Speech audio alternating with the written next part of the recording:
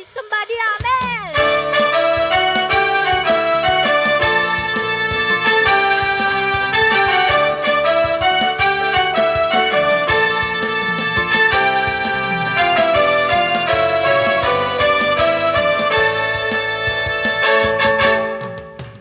Dengarkanlah suara nabi memanggil semua umatnya dari seluruh penjuru bumi yang harus menyembahnya. Dengarkanlah suara nabi memanggil semua umatnya. Gereja Tuhan bersatu tinggi, mengangkat tinggi janjinya. Kristian maju dan mana-mana, Yesus pasti menjirah. Gunakan semua senjata Allah dalam kuasa Roh Kudus. Api kemuliaannya tercurah dari surga, penuhi kami semua, bangkitlah gerejanya. Api kemuliaannya tercurah dari surga, naikkan pada dunia, bahwa Yesus Raja, segala raja.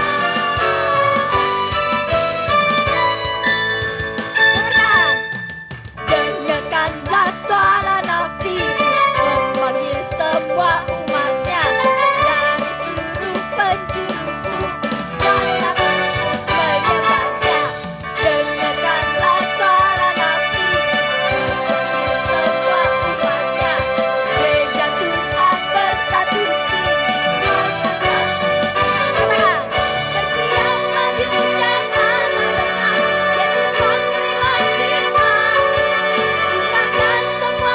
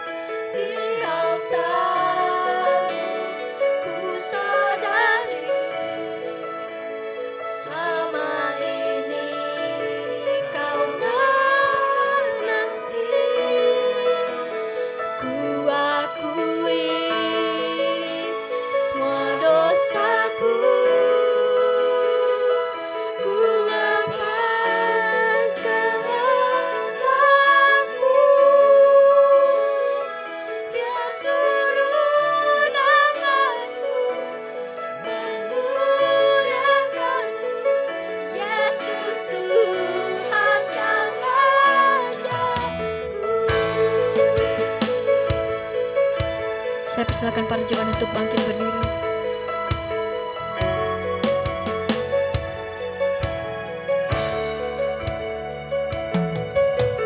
Tuhan Engkau memilihku sebelum ku ada.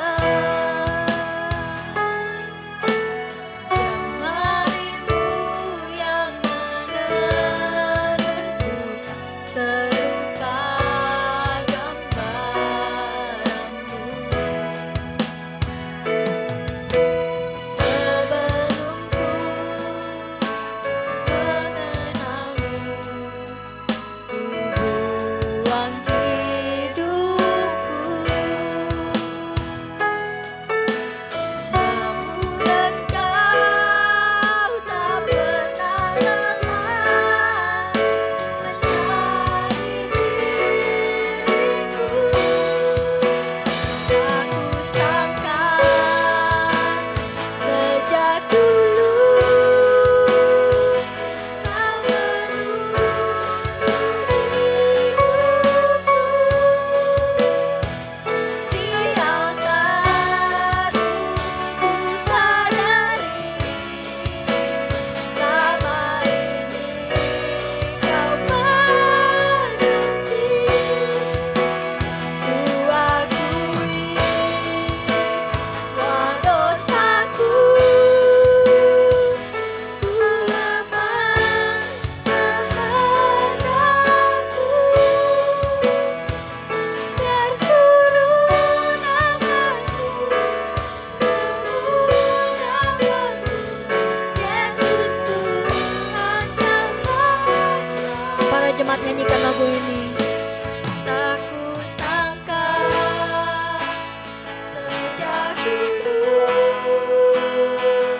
Kau menunggu hidupku.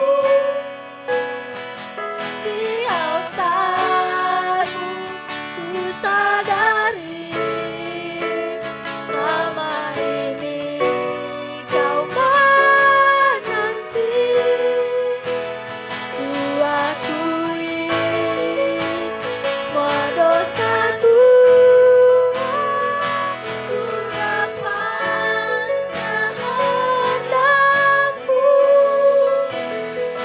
Biar suruh nafasku memuliakanmu, Yesus, Tuhan dan Rajaku. Shalom saudara, sungguh senang bisa berjumpa kembali dengan saudara dalam kondisi baik-baik. Saya percaya kasih karunia Tuhan masih cukup besar dan berlimpah buat setiap orang yang percaya. Mungkin pergumulan saudara belum selesai, tapi Tuhan ada beserta. Kuatkan hati saudara, dan hari ini saya akan khotbah dari tema GBI secara nasional. Gereja Bethel Indonesia adalah rumah kami, rumah besar kita. Araun adalah rumah kecilnya. Dan hari ini saya akan membawa topik dari hidup yang berdampak melalui kebiasaan yang baik. Ya, ini pesan dari Ketua Sinode kami untuk tahun 2025. Dan saya merasa bahwa ini sebuah tuntunan bagi sebuah gereja, suatu organisasi yang mengatasnamakan Tuhan. Kenapa? Ini sangat penting. Ya, tadi di topiknya adalah hidup yang berdampak melalui kebiasaan yang baik. Selain melalui imannya, ciri kekristenan yang utama adalah karakternya, kebiasaannya, pola hidupnya, apa yang bisa dirasakan oleh orang lain. Itulah karakter kita, perilaku kita. Saudara bisa beriman tapi tanpa kasih. Alkitab berkata itu tidak ada gunanya. Kita perlu memiliki karakter, kita perlu memiliki sifat-sifat Allah. Tujuan Tuhan menebus kita, itu bukan sekedar supaya saudara dan saya selamat. Kalau cuma sekedar selamat, maka begitu terima Yesus, amin, masuk surga. Tapi tujuan utama Tuhan menebus kita adalah untuk kita menjadi serupa dengan Kristus. Bukan dalam tampilan fisiknya, tetapi serupa dalam karakter batiniahnya. Yesus adalah Tuhan yang menjadi manusia dan dia memberi pola bagaimana hidup seturut jalan-jalan Tuhan. Yesus memberi teladan, dia sama lemahnya dengan kita. Tapi dia memberi teladan kepada kita. Dia berkata, belajarlah kepadaku karena aku lemah lembut dan rendah hati. Kita perlu belajar dari Yesus, ya. Kalau kita cuma sekedar tampilan fisiknya, kita punya aksesoris Kristen, tapi hati kita bukan Kristen, maka kita sedang menyangkali karya Kristus lewat perbuatan kita, lewat sikap hati kita. Ya, kekristenan yang berdampak adalah yang Tuhan mau. Itu yang Tuhan mau. Tuhan menggambarkan kita sebagai garam dan terang dunia. Kalau garam hilang asinnya, maka tidak ada gunanya lagi selain dibuang dan diinjak orang. Mungkin kita bingung kenapa garam bisa hilang asinnya. Karena kita menggunakan gambaran garam laut yang kita pakai. Tapi konon di tempat di mana perumpamaan ini disampaikan, maka garam itu diambil dari hasil tambang. Ya, di dekat laut mati. Dan ada kalanya karena penyimpanan yang begitu lama, garam itu tidak lagi asin, tidak lagi bisa dirasa seperti yang dimaksud. Dan akibatnya akhirnya dibuang. Konon ada satu kali terjadi penyimpanan yang cukup lama dan berkarung-karung garam itu harus dibuang. Tidak ada gunanya. Untuk pupuk pun nggak ada gunanya karena sudah hilang asinnya. Demikian juga kekristenan yang tidak bisa dirasakan oleh orang lain, maka kita bukan Kristen sejati. Dan kekristenan yang bisa dirasakan adalah kekristenan yang bertumbuh lewat karakter yang benar. Nah, kita perlu membentuk kebiasaan baik. Karena kebiasaan yang baik itu akan membentuk juga pada akhirnya hidup kita. Kenapa ada orang hidupnya kacau?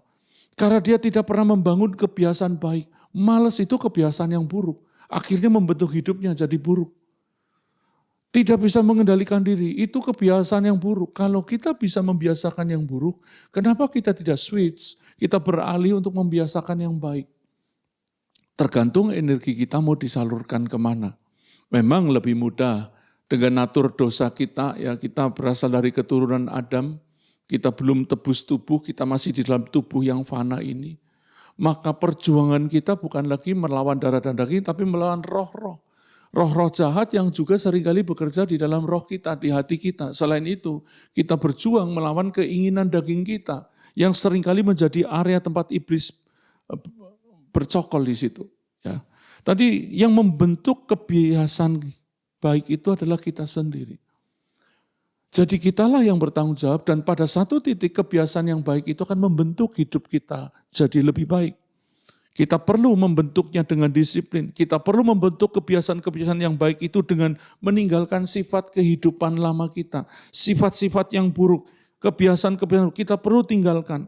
Ada kebiasaan buruk yang langsung berhubungan dengan pelanggaran hukum Allah atau dosa. Setidaknya melanggar 10 perintah Allah. Jangan berzina, jangan membunuh, jangan mengucapkan saksi dusta, ya, jangan mengingini milik sesama. Kalau seperti itu langsung harus ditinggalkan.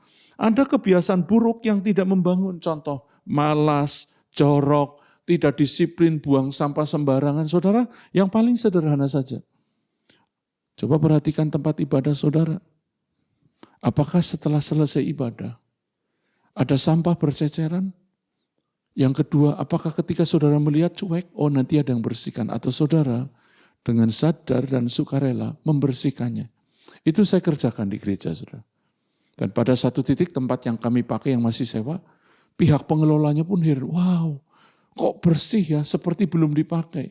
Padahal kami udah pakai, ada di setiap minggu untuk ibadah. Kenapa? Karena saya membiasakan untuk memungut sampah dan akhirnya yang nular ke jemaat yang lain. Lama-lama hampir tidak ada sampah. Kalau ada 1-2 itu karena kami tidak melihatnya. Kenapa? Karena kita membangun kebiasaan yang baik. Kita perlu memiliki karakter karena itulah ciri utama kekristenan. Karakter, katakan karakter. Bahkan lebih besar daripada iman dan pengharapan kita. Alkitab berkata yang tinggal dalam hati hidup orang percaya adalah iman, pengharapan, dan kasih, karakter. Yang paling besar adalah karakter. Tapi seringkali kita abaikan karakter ini. Makanya tidak heran banyak orang Kristen yang kesaksian hidupnya begitu buruk. Karena mereka merasa sudah diselamatkan, terima anugerah, mereka tidak disiplin, mereka tidak murni hidupnya, merugikan sesama. Nah, kita akan belajar apa itu karakter. Karakter adalah kualitas mental dan moral seseorang. Kenapa ada orang jorok, males, suka meminta-minta, tidak bertanggung jawab? Karena memang karakternya buruk. Karakter yang dibudidayakan. akan membentuk kebiasaan. Kebiasaan yang baik yang dibudidayakan akan membentuk perilaku. Perilaku yang dibiasakan akan membentuk sebuah kehidupan. Kenapa ada orang yang sulit berubah? Karena berawal dari kekerasan hatinya. Dia tidak mau membentuk karakternya. Banyak orang tidak mau membentuk karakternya. Akibatnya yang terjadi, dia menjadi masalah buat orang lain. Dia membawa kesulitan buat sesama, buat komunitas, dan tidak ada gunanya. Ya, karakter kita ditentukan oleh relasi kita dengan Tuhan.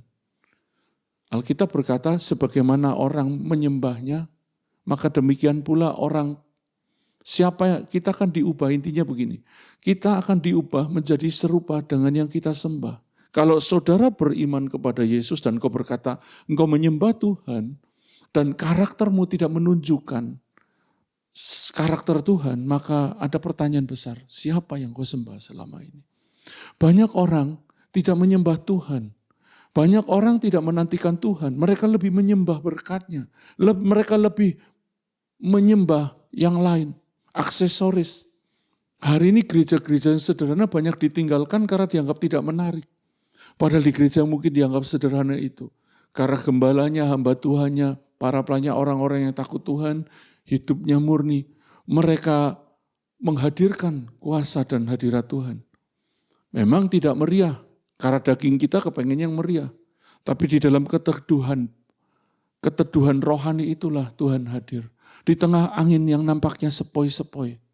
Di situ Tuhan berbicara kepada Elia. Itu sebabnya saudara, karakter kita ditentukan oleh hubungan kita dengan Tuhan. Dan karakter itu juga sekaligus menentukan relasi kita, hubungan kita dengan Tuhan dan sesama. Karakter kita akan membawa kedekatan atau semakin menjauhkan.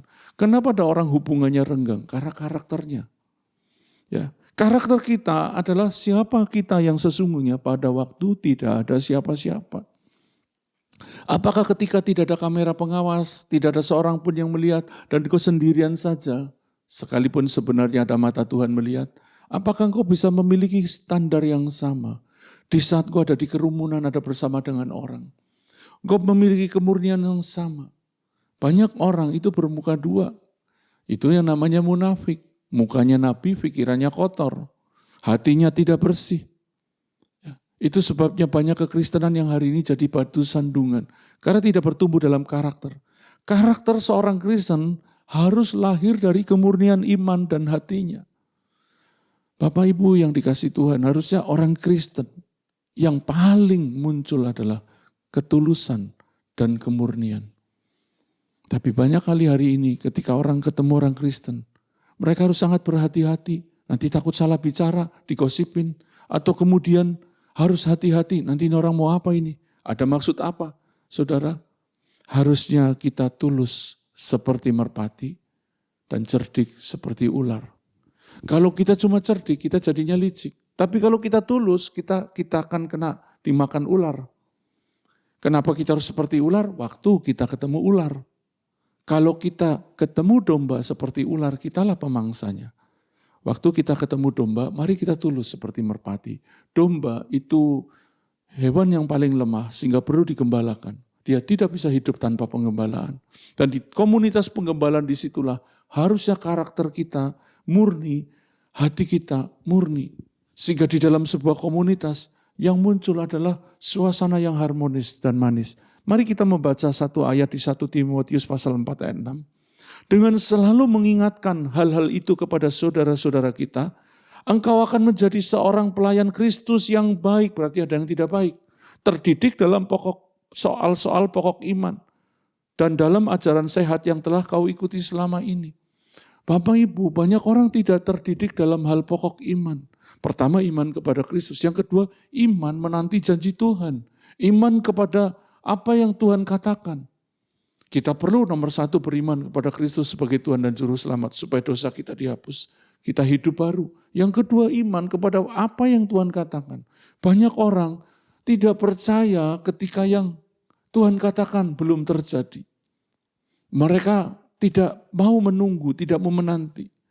Tapi kita perlu bertumbuh, ya terdidik dalam soal-soal pokok iman. Iman Kristen, iman kepada Kristus. Dan juga dalam ajaran yang telah kau ikuti selama ini, ajaran sehat. Berarti ada ajaran yang tidak sehat. Banyak hari ini ajaran tidak sehat. Apa itu ajaran yang tidak sehat? Ajaran yang tidak berfokus, memuliakan Kristus, yang tidak berfokus kepada apa kehendak Tuhan yang harus kita hidupi. Hari ini banyak orang meninggalkan gereja lamanya. Kenapa? Karena berpikir kuno, khotbahnya nggak enak, gitu-gitu saja. Padahal gereja itu rumahnya yang sedang memberi gizi yang cukup, gizi yang sehat untuk dia bisa hidup, bertumbuh dengan kuat menghadapi kehidupan ini. Kita perlu membentuk sebuah keseimbangan dalam hidup kita. Kekristenan yang diajarkan Yesus adalah dengan menjaga keseimbangan sikap hormat. Banyak orang berkata menghormati Tuhan, itu nomor satu, betul. Tapi seringkali sikapnya kepada sesama, susah. Nah, hari ini kita akan belajar tentang keseimbangan sikap hormat, yaitu dengan menghormati Tuhan dan sesama. Saya akan membawa saudara kepada sebuah kisah di mana pada waktu itu orang-orang Farisi, mereka berunding bagaimana mereka dapat menjerat Yesus dengan suatu pertanyaan. Awalnya sebuah jeratan. Dan mereka menyuruh murid-murid mereka di Matius 22 bersama-sama dengan orang-orang Herodian bertanya kepadanya, Guru, kami tahu engkau adalah seorang yang jujur dan dengan jujur mengajar jalan Allah dan engkau tidak takut kepada siapapun juga. Sebab engkau tidak mencari muka. Wah, ini muji-muji saudara. Di ayat 17, katakanlah kepada kami pendapatmu. Mereka mulai masuk strategi. Apakah diperbolehkan membayar pajak kepada kaisar atau tidak? Ini pertanyaan jebakan. Kalau Yesus bilang boleh, maka Yesus dicap bukan Mesias. Dia antek penjajah, karena pada waktu itu pemerintah adalah penjajah Romawi. Kalau bilang tidak boleh, Yesus akan dilaporkan sebagai pemberontak pemerintah. Tapi Yesus, dikatakan ayat 18, tetapi Yesus mengetahui kejahatan hati mereka itu. Lalu berkata, mengapa kamu mencobai aku, hai orang-orang munafik? Saudara, waktu saya menyiapkan bahan ini, ada kata yang muncul, Yesus mengetahui kejahatan hati mereka. Yesus juga mengetahui kejahatan hati kita. Mari kita miliki kemurnian dan ketulusan iman. Memiliki karakter yang murni, itu karakter Kristus. Dan dikatakan, tunjukkanlah kepadaku mata uang untuk pajak itu. Mereka membawa suatu dinar kepadanya. Maka dia bertanya kepada mereka, Yesus tanya, ini gambar dan tulisan siapakah ini? Ya, zaman dulu mata uangnya di situ jawab mereka, gambar dan tulisan kaisar, ada gambar kaisar di mata uang itu. Dan dikatakan lalu kata Yesus kepada mereka, berikanlah kepada kaisar apa yang wajib kamu berikan kepada kaisar, dan kepada Allah apa yang wajib kamu berikan kepada Allah. Mendengar itu heranlah mereka dan meninggalkan Yesus lalu pergi. Saudara, tadi dikatakan ada gambar dan tulisan siapa? Ternyata orang-orang Farisi dan orang-orang Herodian, mereka juga menggunakan mata uang Romawi. Artinya, mereka sedang mengakui kepemerintahan Romawi. Lah kalau kita mengakui sebuah kepemerintahan, maka tadi Yesus berkata, berikanlah kepada kaisar apa yang wajib kamu berikan kepada kaisar. Karena mereka mengakui kepemerintahan kaisar, mereka harus membayar pajak, memberikan kewajiban kepada kaisar. Dan kepada Allah, apa yang wajib kamu berikan kepada Allah. Yesus menyebut dulu kewajiban kepada kaisar. Kenapa? Kalau kepada yang kelihatan kita tidak bisa hormat. Apalagi kepada yang tidak kelihatan. Kepada kaisar, orang-orang punya otoritas yang Tuhan tempatkan, kita tidak bisa hormat. Apalagi kepada Tuhan. Banyak orang yang penting kita cinta Tuhan, tapi enggak cinta sesama. Kasih kita, rasa hormat kita, karakter kita, itu bisa dimunculkan lewat sikap kepada yang kelihatan. Kalau kita bilang kita takut Tuhan, maka kita akan menghormati sesama. Kita tidak akan sembarangan hidupnya, mengambil kerugian. Makanya Tuhan berkata kepada orang Farisi, mereka munafik. Kenapa? Mereka beragama, tapi mereka tidak mengerjakan apa yang Tuhan katakan. Mengaku berkata Tuhan di mulut, tapi perbuatan mereka menyangkali keberadaan. Itu namanya munafik. Ya, ada ungkapan yang menyatakan bahwa kekristenan itu bukan sekedar religi, melainkan menekankan kepada relasi. Ada banyak orang hanya agamawi, religius, tapi tidak spiritual, tidak rohani. Karena kalau kita bicara tentang agama, itu tata cara saja. Tapi bicara relasi, bicara kedekatan, itu sesuatu yang mengubahkan hidup kita sepenuhnya. Kekristenan diajarkan Yesus dengan menjaga keseimbangan sikap hormat. Tadi saya sudah singgung. Yang pertama tadi disebut kepada manusia. Ya, kita membayar kewajiban. Tadi katakan, berilah kepada kaisar apa yang harus diberikan kepada kaisar. Ya, kaisar itu mewakili manusia. Tidak ada manusia yang dapat hidup sendiri. Semuanya saling membutuhkan satu dengan yang lain. Kita lagi berbicara tentang menghormati sesama terlebih dulu. Kita bersikap benar kepada sesama. Ya, karena kita tidak bisa hidup sendirian. Saudara, kalau kita pelihara burung, kita bisa pelihara satu jenis kelamin saja dan satu ekor disangkar bisa puluhan tahun hidup sampai meninggal. Sampai mati pada batas usianya. Anjing pun bisa seperti itu. Tapi manusia, ketika dia tidak berelasi dengan sesama, maka yang terjadi, jiwanya kosong. Makanya banyak orang yang suka menyendiri punya kelainan jiwanya. Kenapa? Karena dia tidak terasah karakternya. Sikapnya tidak terasah. Ya. Di Roma 12 ayat 10 dikatakan bahwa Roma 12:10 menandaskan bahwa kita harus saling mengasihi kepada sesama dan mendahului dalam memberi hormat. Saudara, yang paling simpel, ketika engkau ketemu orang, apakah atasan atau bawahan, orang punya pangkat atau orang rendahan, saudara bisa lebih dulu selamat pagi, menyapa terlebih dulu, memberi hormat. Atau engkau memandang muka, kalau tampilannya keren, wah ini orang punya jabatan, ini orang kaya, engkau bersikap begitu manis. Tapi begitu kepada orang yang saudara anggap tidak ada apa-apanya, engkau berkata, ini bukan tempatmu, pergi ke sana. Kita tidak menyambut. Orang yang beriman tidak akan memandang muka. Itu yang Alkitab ajarkan. Ya, kepada orang lain, kepada sesama kita perlu memberikan sikap hormat. Bentuk hormat kita dapat ditujukan kepada yang pertama pemerintah. Karena di dalam Alkitab banyak ayat-ayat yang menjelaskan supaya kita tunduk bahkan membayar pajak kepada pemerintah.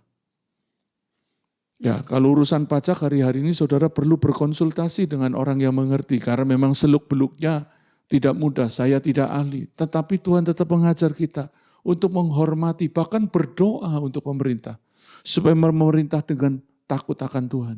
Apakah kita mendoakan pemerintah, menghormatinya, atau kita cuma mengutuki, mengkritisi tanpa pernah berdoa.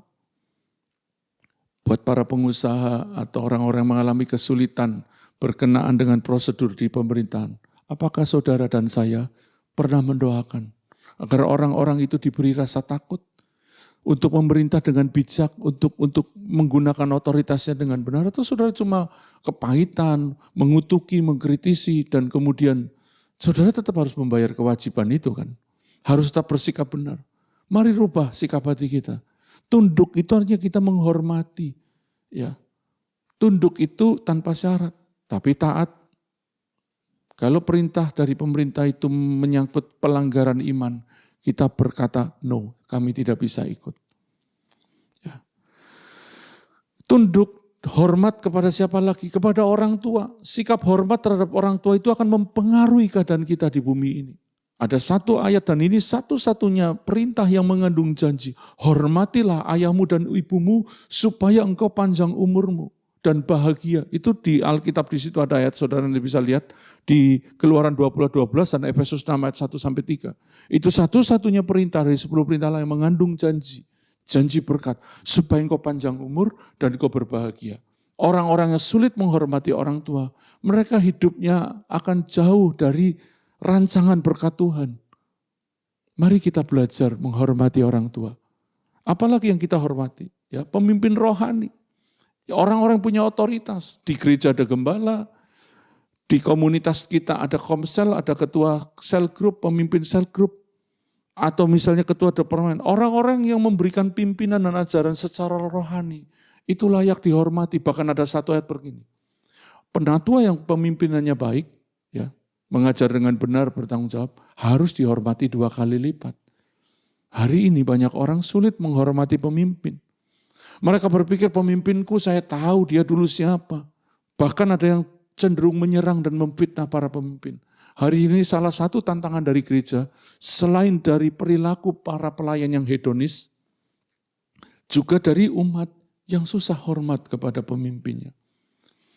Di Ibrani 13:17 minggu lalu saya sudah sempat menyinggung bahwa tunduklah kepada pemimpin-pemimpin. Taatilah mereka supaya mereka melakukannya dengan gembira.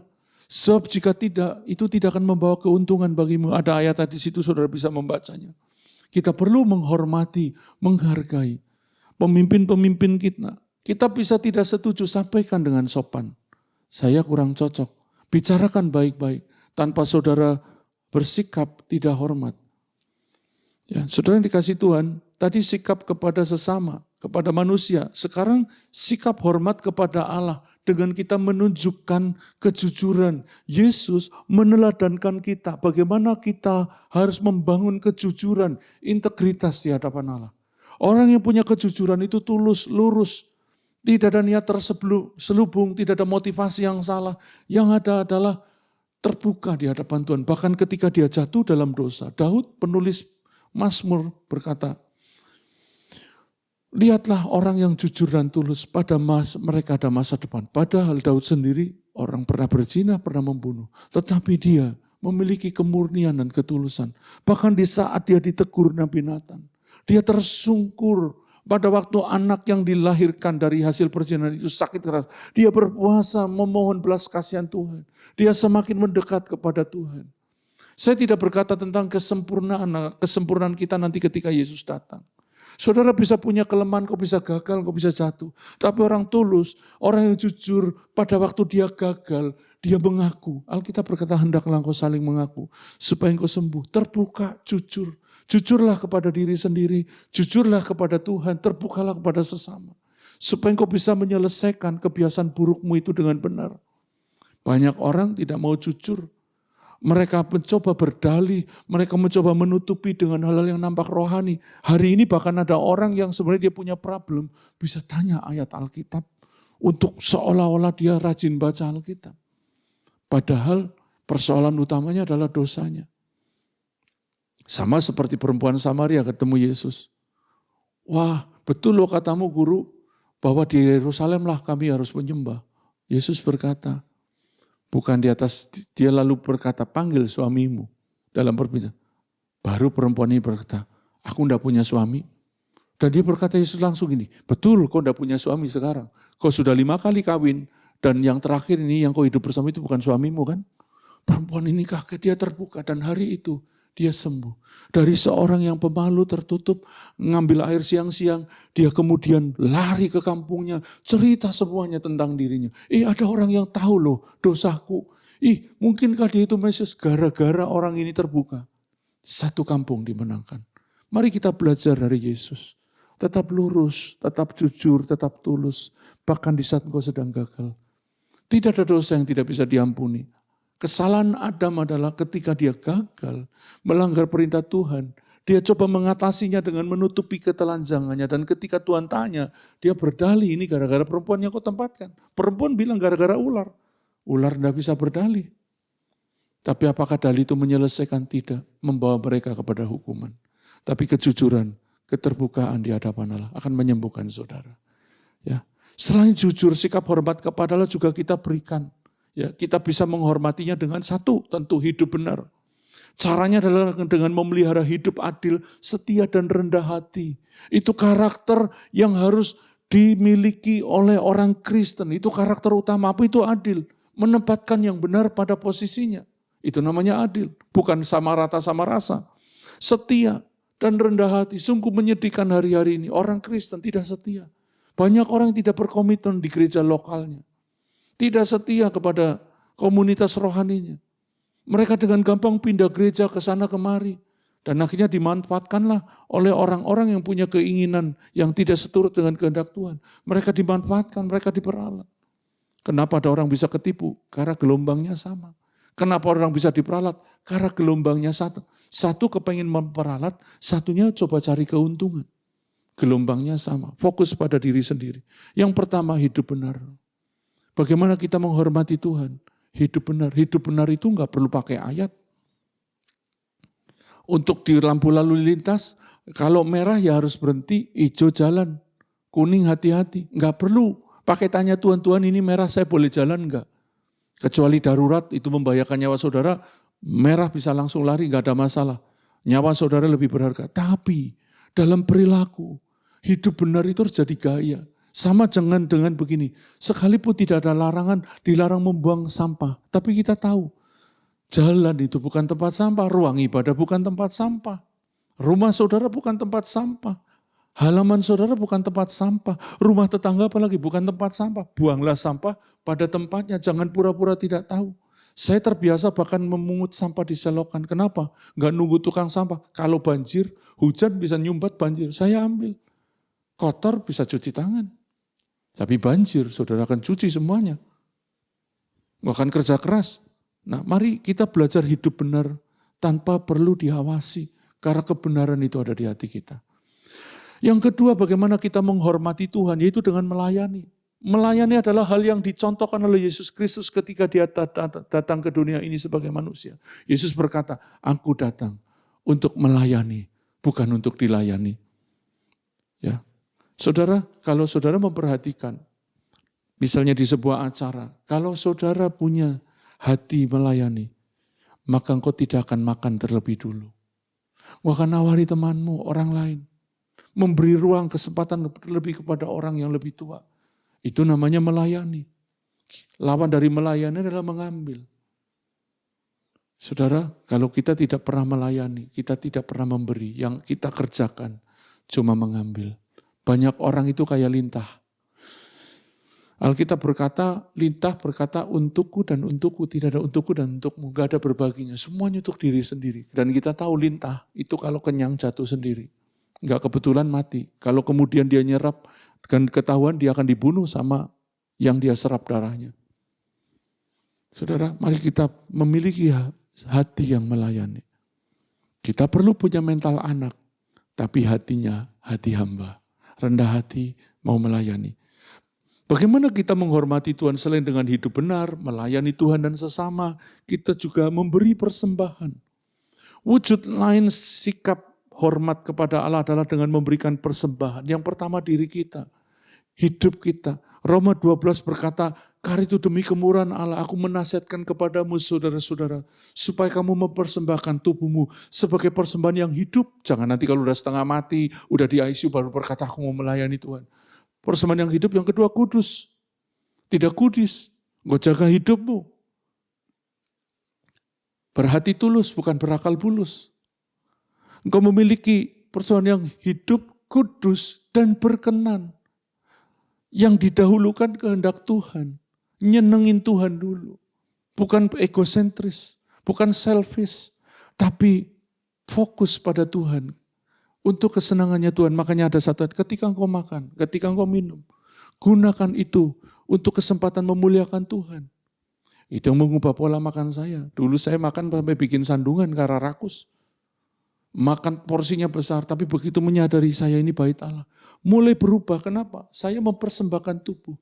Apakah saya sempurna? Belum. Saya berulang kali gagal, saya berulang kali salah. Ada hal yang mencemarkan yang saya kerjakan. Secepat saya sadar, secepat itu saya berubah. Saya bertobat kembali.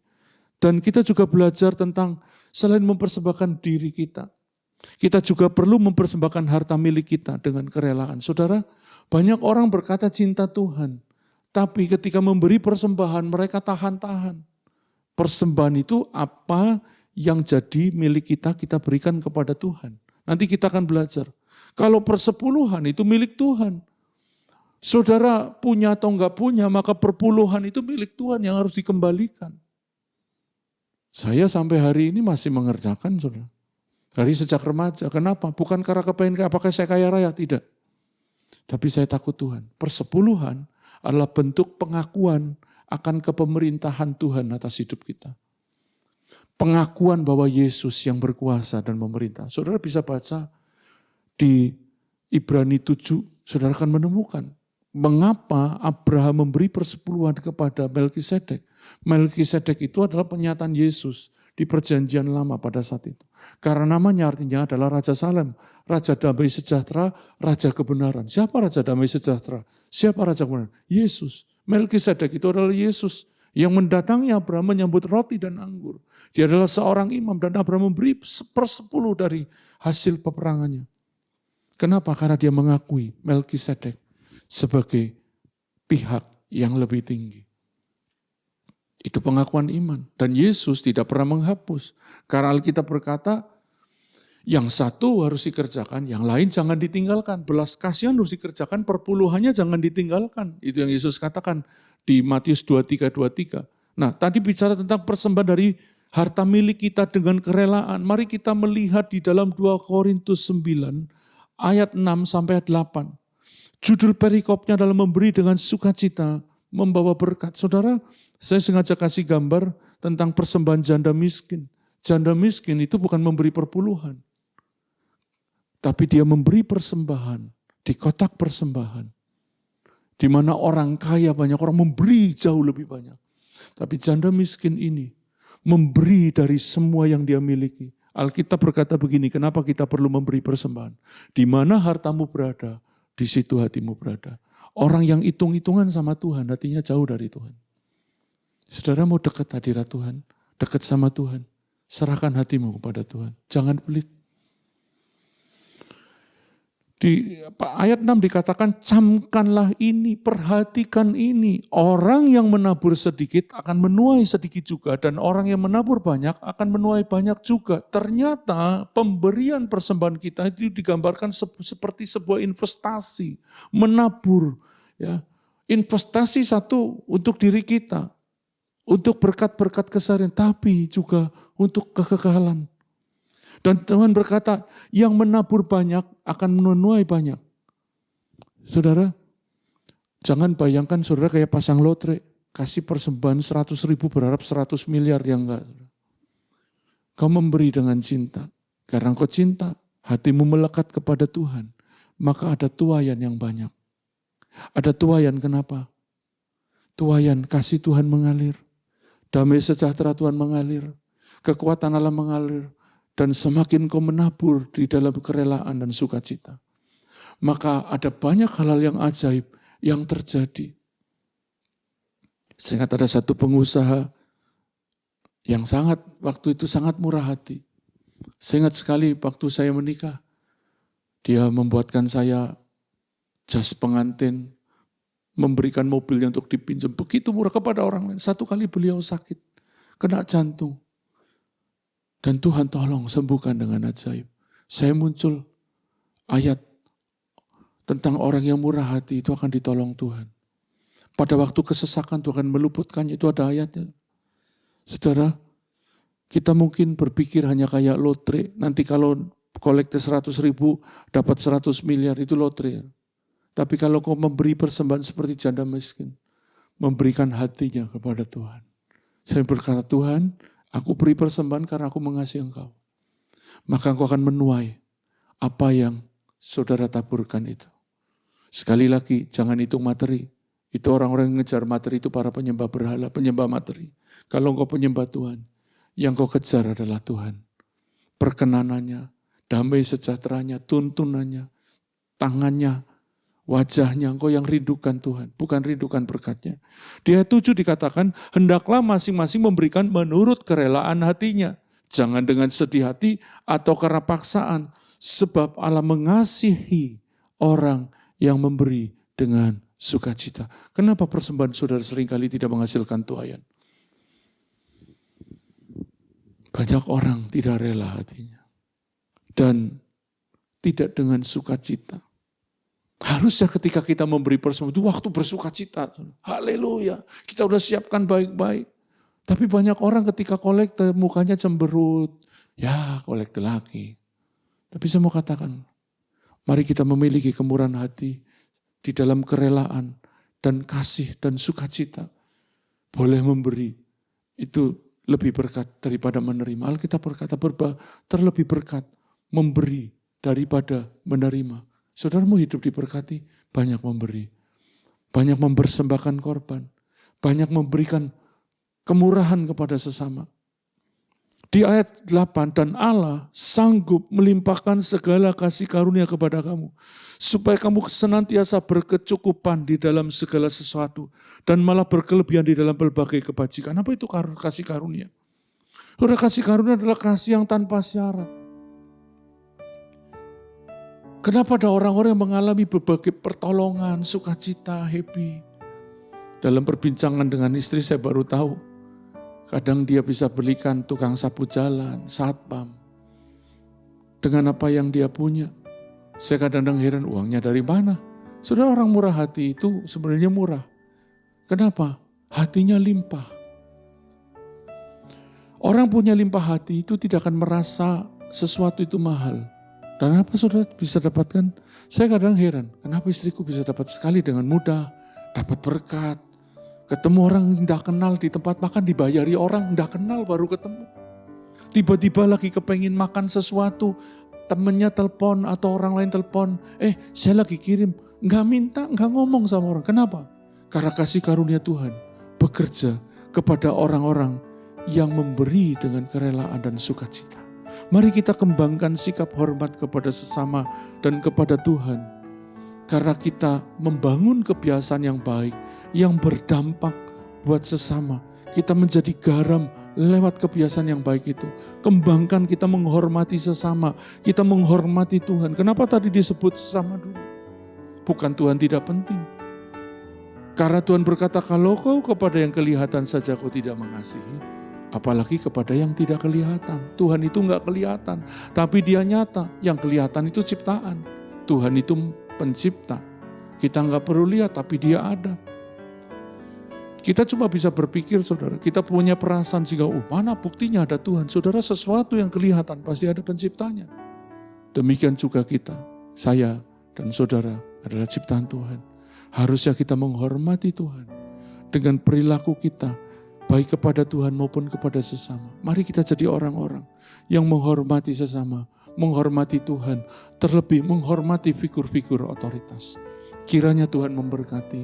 Mari kita berdoa supaya Tuhan menolong kita agar kita memiliki hidup yang berdampak karena memiliki karakter, memiliki kebiasaan yang baik. Mari kita berdoa.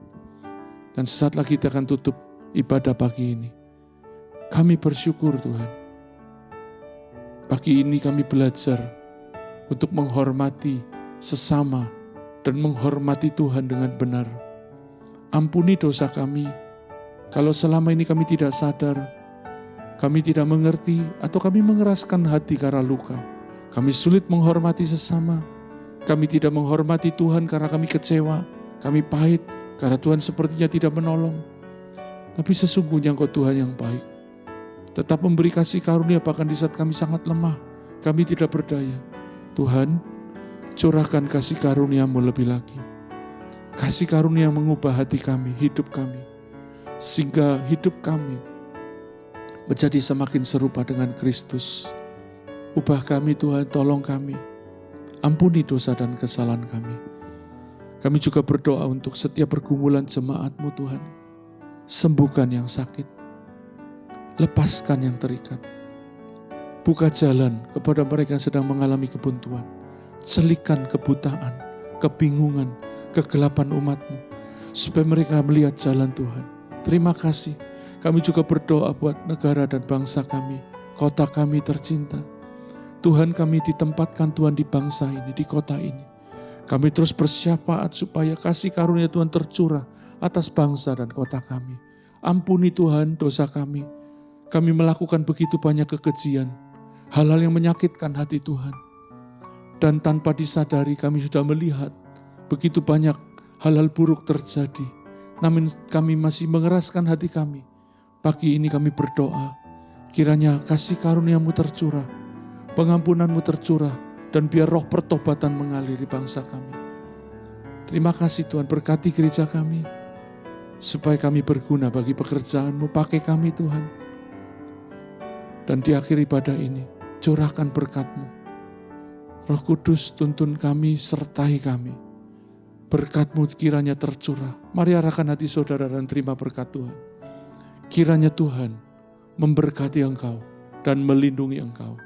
Kiranya Tuhan menghadapkan wajahnya kepadamu dan memberi engkau damai sejahtera. Kiranya Tuhan menyinari engkau dengan wajahnya dan memberi engkau kasih karunia-Nya yang besar. Dalam nama Tuhan Yesus, berkat Tuhan tercurah. Yang percaya katakan amin. Tuhan memberkati.